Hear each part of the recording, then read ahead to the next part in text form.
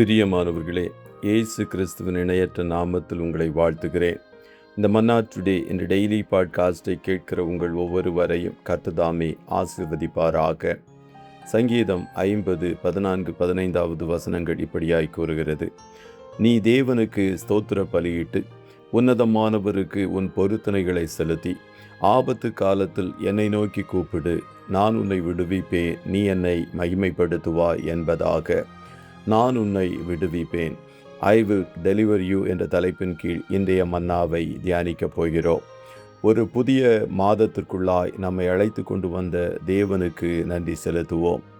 நம்மை சுற்றி யுத்தங்களும் கொள்ளை நோய்களும் இயற்கை சீற்றங்களினால் வரும் அழிவுகளும் ஆபத்துகளும் காணப்படுகிற இக்காலகட்டத்தில் கர்த்தருடைய கிருபையும் தயவும் நம்மை நடத்தி கொண்டு வருவதற்காக ஆண்டவருக்கு துதி ஸ்தோத்திரங்களை ஏறெடுப்போம்.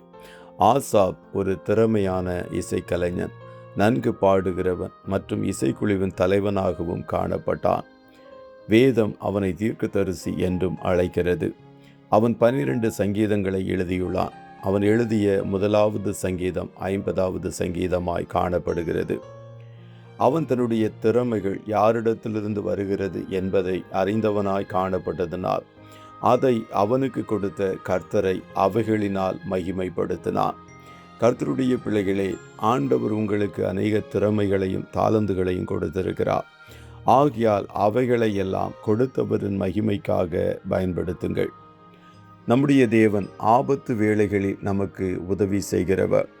இக்கட்டான சூழ்நிலைகளில் மனிதர்களால் உதவ முடியாத வேளைகளில் நமக்கு உதவி செய்கிறவர். இஸ்ரவேல் சபை எகிப்திலிருந்து புறப்பட்ட வேளையில் அவர்களுக்கு முன்பு சிவந்த சமுத்திரமும் பக்கவாட்டில் மலை குன்றுகளும் பின்பு பார்வோனின் சேனைகளும் காணப்பட்டது. அந்த கடினமான நிலையில் அவர்கள் கர்த்தரை நோக்கி கூப்பிட்டார்கள். அப்போது கர்த்தர் செங்கடலை பிளந்து அவர்களுக்கு வழி உண்டாக்கி உதவி செய்தார். ஆகையால் உங்கள் கடினமான எல்லா சூழ்நிலைகளிலும் ஆண்டவரை நோக்கி கூப்பிடுங்கள்.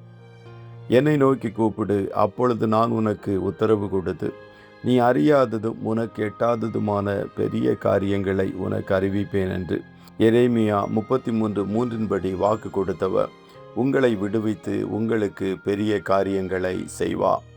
கர்த்தருடைய பிள்ளைகளே, கர்த்தர் உங்களை ஆபத்திலிருந்து விடுவிப்பதற்கும் உங்கள் வேலை ஸ்தலங்களில் காணப்படுகிற நெருக்கங்களிலிருந்து விடுவிப்பதற்கும் நீங்கள் அவருக்கு ஸ்தோத்திர பலிகளை செலுத்துங்கள்.